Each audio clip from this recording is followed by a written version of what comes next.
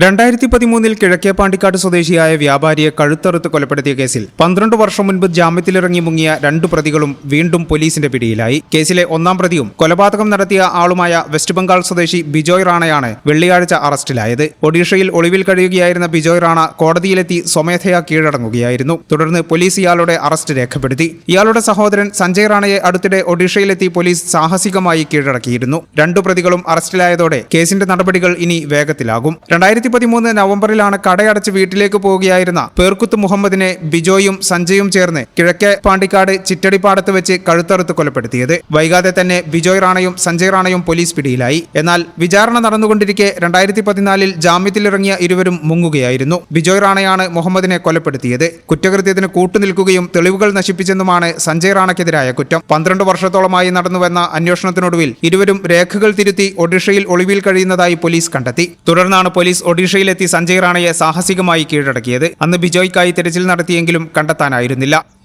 ഈ channel news Pandikkad.